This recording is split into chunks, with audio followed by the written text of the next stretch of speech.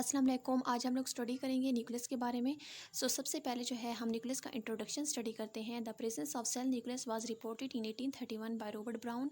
Cell के अंदर जो न्यूक्लियस प्रेजेंट होता है उसको सबसे पहले उसकी प्रेजेंस को रिपोर्ट किया था रॉबर्ट ब्राउन ने, जो कि एक साइंटिस्ट थे। इन्होंने 1831 में सबसे पहले सेल के न्यूक्लियस को जो है उसकी प्रेजेंस को रिपोर्ट किया था, मीन्स सेल के न्यूक्लियस के बारे में हमें बताया था। Its early discovery was due to its prominence in many cell. अब न्यूक्लियस की अर्ली डिस्कवरी इस वजह से हो गई थी क्योंकि ये कई सेल में प्रोमिनेंट होता है and it is slightly darker region than the surrounding cytoplasm. And nucleus जो है वो साइटोप्लाज्म में जो है डार्कर रीजन होता है, मीन्स ए डार्कर इसका कलर होता है। And nucleus are typically about 10 micrometre in diameter. And nucleus का जो डायमीटर है वो तकरीबन 10 माइक्रोमीटर होता है। And it is one of the most important organelle because it control all the metabolic activities and has genetic information in the form of chromosomes and DNA. अब nucleus जो है वो सेल के अंदर मौजूद एक बहुत अहम ऑर्गेनेल होती है क्योंकि ये सेल की तमाम मेटाबॉलिक एक्टिविटीज़ को, सेल के अंदर जितने भी केमिकल प्रोसेसेस हो रहे होते हैं उन सब को कंट्रोल करता है। तो इसलिए जो है न्यूक्लियस को जो है बहुत इंपॉर्टेंट ऑर्गेनेली कहा जाता है। एंड उसके अलावा न्यूक्लियस में जेनेटिक इन्फॉर्मेशन भी स्टोर होती हैं क्रोमोसोम एंड डीएनए की फॉर्म में। अब उसके अलावा जो है सेल में जो न्यूक्लियस होता है उस न्यूक्लियस को ब्रेन ऑफ द सेल भी कहा जाता है क्योंकि न्यूक्लियस जो है वो बहुत इंपॉर्टेंट रोल प्ले करता है। एंड वो सेल की तमाम जो एक्टिविटीज़ होती हैं एंड तमाम केमिकल प्रोसेसेस जो हैं सेल के, वो न्यूक्लियस ही कंट्रोल करता है। तो इसलिए न्यूक्लियस को ब्रेन ऑफ द सेल भी कहा जाता है। एंड उसके अलावा जो है न्यूक्लियस बहुत इंपॉर्टेंट ऑर्गेनेल होती है। And they may be irregular और स्फेरिकल इन शेप। न्यूक्लियस जो है उसकी शेप इरेगुलर या स्फेरिकल यानी कि गोल हो सकती है। अब हम स्टडी करते हैं types of nucleus. Generally the cells having one nucleus are called mononucleate, those with two nuclei are called binucleate and with more than two nuclei are said to be multinucleate. अब nucleus की basis पे जो है cell की जो है different types होती हैं। ऐसे सेल जिनमें सिर्फ एक न्यूक्लियस प्रेजेंट होता है तो उनको मोनोन्यूक्लिएट कहते हैं, मोनो मीन वन होता है। एंड ऐसे सेल्स जिनमें टू न्यूक्लियाई प्रेजेंट होते हैं तो ऐसे सेल्स को बाइन्यूक्लिएटेड सेल कहते हैं। जबकि ऐसे सेल जिनमें दो से ज़्यादा न्यूक्लियाई प्रेजेंट होते हैं तो उनको मल्टी न्यूक्लिएट कहते हैं।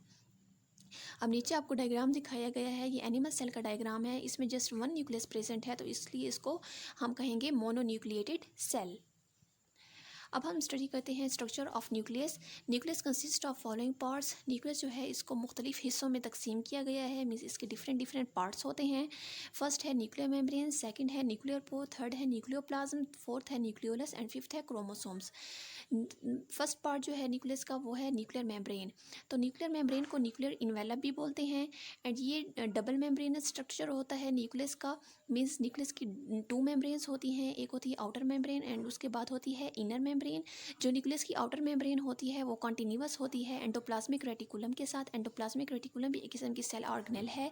एंड जो न्यूक्लियस की इनर मेम्ब्रेन होती है वो न्यूक्लियस का इनर जितना भी कंटेंट होता है, मटेरियल होता है न्यूक्लियस के अंदर, उसको इनक्लोज करती है। उसके बाद है न्यूक्लियर पोर। न्यूक्लियर पोर जो है ऐसे होल्स होते हैं न्यूक्लियस की सरफेस के ऊपर, न्यूक्लियस की मेम्ब्रेन के ऊपर।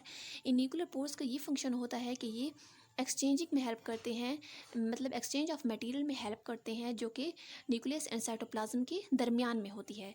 उसके बाद है न्यूक्लियोप्लाज्म। न्यूक्लियोप्लाज्म जो है जेली लाइक फ्लूइड होता है जो कि न्यूक्लियस के अंदर प्रेजेंट होता है। न्यूक्लियोप्लाज्म में जो है न्यूक्लियोलस एंड डीएनए प्रेजेंट होते हैं। उसके बाद है न्यूक्लियोलस। न्यूक्लियोलस जो है ये भी एक स्ट्रक्चर होता है न्यूक्लियस के अंदर, ये डार्क कलर का होता है। एंड उसके अलावा न्यूक्लियोलस का एक इंपॉर्टेंट फंक्शन ये होता है कि ये राइबोसोमल आरएनए की सिंथेसिस करता है, मीन्स राइबोसोमल आरएनए को बनाता है। एंड उसके बाद है क्रोमोसोम। क्रोमोसोम जो है ये भी न्यूक्लियस का एक इंपॉर्टेंट पार्ट है। क्रोमोसोम जो है थ्रेड लाइक स्ट्रक्चर्स होते हैं।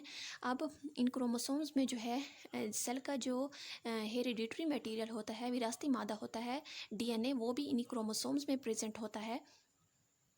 तो क्रोमोसोम्स जो है ये इनका नंबर जो है वो स्पेसिफिक होता है हर स्पीशीज़ के लिए, मींस हर स्पीशी में जो है क्रोमोसोम नंबर जो है वो स्पेसिफिक होता है। ह्यूमन के केस में 46 क्रोमोसोम होते हैं। इसी तरह जो है डिफरेंट स्पीशीज़ में जो है क्रोमोसोम जो है उनका नंबर जो है वो डिफरेंट होता है, यानी कि स्पेसिफिक होता है। तो इस तरह ये तमाम पार्ट्स थे न्यूक्लियस के जो हमने डिस्कस किए। अब साथ में आपको डायग्राम दिखाया गया है न्यूक्लियस का एंड इसके तमाम पार्ट्स आपको दिखाए गए हैं।